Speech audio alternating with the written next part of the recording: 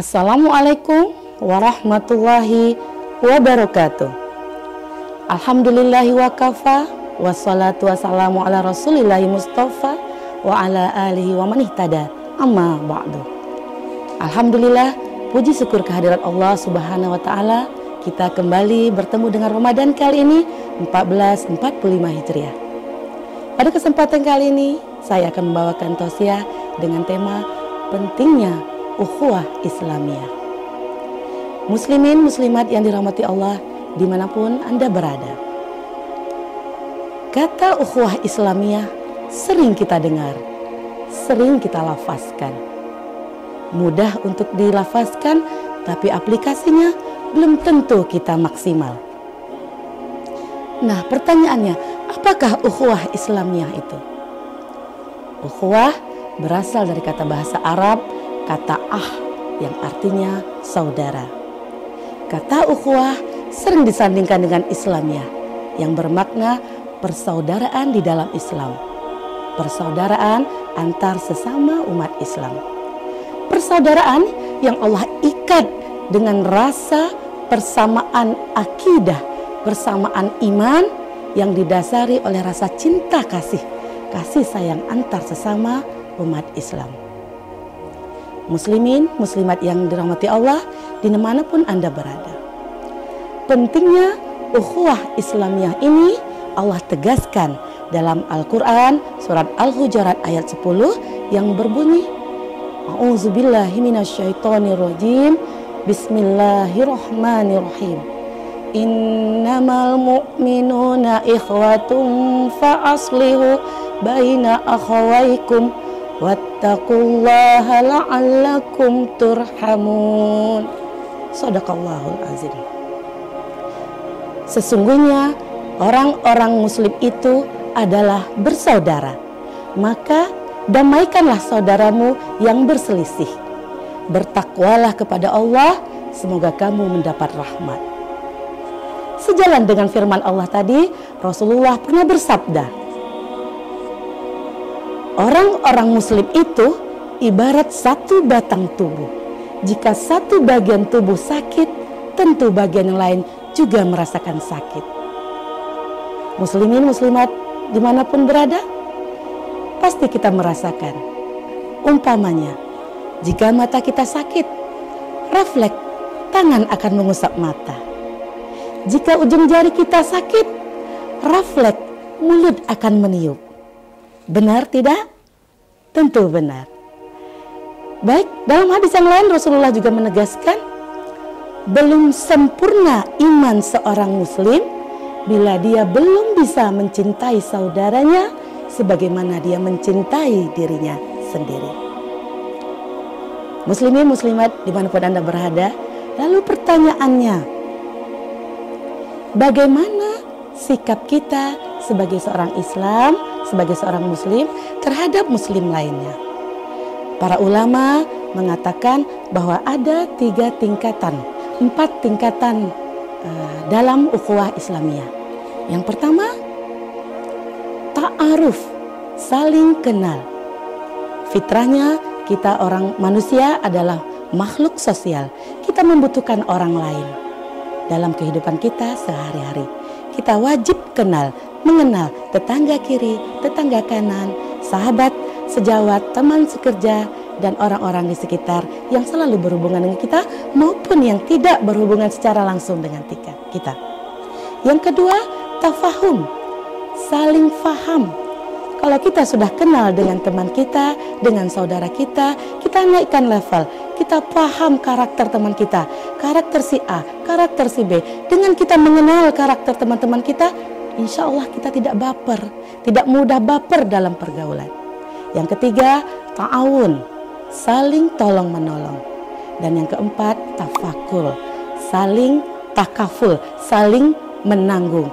Bukan hanya sekedar simpati, tapi juga empati. Bukan hanya sekedar perhatian, tapi kita turun langsung membantu saudara kita yang sedang dalam kesusahan.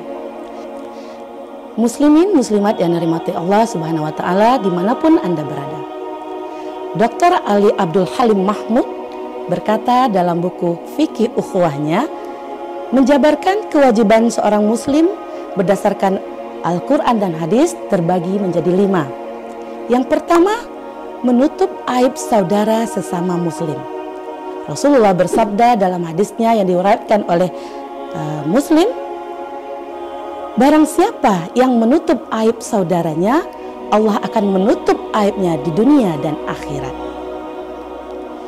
Muslimin muslimat dimanapun Anda berada, kita pahami hadis ini. Kalau sampai saat ini kita masih bisa berjalan, masih bisa menegakkan kepala, itu tandanya Allah masih menutupkan aib-aib kita.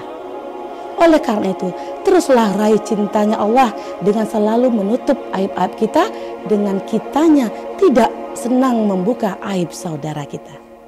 Yang kedua, saling memaafkan.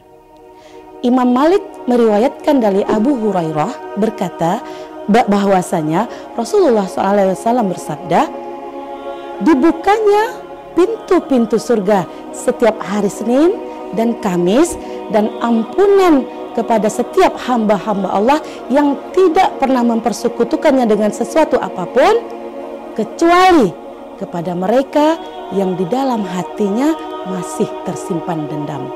Kepada mereka itu Allah katakan, tunggu, tunggu, tunggu sampai mereka berbaikan. Yang ketiga, mengeluarkan saudara dari kesusahan, melepaskan kesusahan saudara semuslim. Dalam sebuah hadis Rasulullah berkata, barang siapa yang melepaskan kesulitan saudara seislam, maka Allah juga akan melepaskan kesulitannya. Sebaliknya, terkutuklah bagi seseorang yang mendatangkan bahaya, apalagi musibah dan tipu daya kepada sesama saudaranya semuslim. Hadis riwayat Tirmizi. Lalu yang keempat, berbaik sangka. Muslimin muslimat dimanapun Anda berada, berbaik sangka harus kita tekankan kepada saudara kita. Jika kita mendengar suatu keburukan yang dilakukan oleh saudara kita, cari 1001 alasan agar kita selalu berbaik sangka, 1001 alasan yang baik-baik terhadap saudara kita. Dan yang kelima, terakhir adalah mendoakan saudara semuslim kita. Ini bisa kita aplikasikan pada kenyataannya yang hari ini, realita yang kita hadapi hari ini. Saudara-saudara kita yang ada di Palestina, mereka tidak bisa membayangkan bahagia apa yang akan mereka rasakan di menjelang maghrib. Kalau dikatakan orang yang berpuasa itu ada 2 kegembiraan, yang pertama kegembiraan saat berbuka, yang kedua kegembiraan ketika bertemu Allah nanti. Sedangkan saudara-saudara kita di Palestina, gembira apa yang mereka bayangkan hanyalah jihad fisabilillah. Kita sebagai saudara semuslim wajib mendoakan mereka. Tentu kita tidak membantu mereka ikut berperang ke sana, itu sama juga dengan kita menyetor nyawa. Tapi yang tak boleh putus dari lisan kita adalah terus mendoakan kebaikan, mendoakan kemerdekaan, mendoakan mereka menang, mendoakan mereka kuat agar Islam tegak di bumi Palestina. Kaum muslimin muslimat yang dirahmati Allah dimanapun Anda berada, demikian yang dapat saya sampaikan. Terakhir, pesan buat kita semua juga sebagai pengingat diri, mari kita mengingatkan, kita tanamkan rasa ukhuwah Islamiyah ini kepada anak didik kita, anak-anak kita sedari dini, agar di hati mereka terpatri rasa kasih sayang, cinta kasih sesama saudara, hingga tidak ada lagi kita dengar bullying yang kita dengar semakin marak dewasa ini. Afwa minkum, billahi taufiq wal hidayah. Wassalamualaikum warahmatullahi wabarakatuh.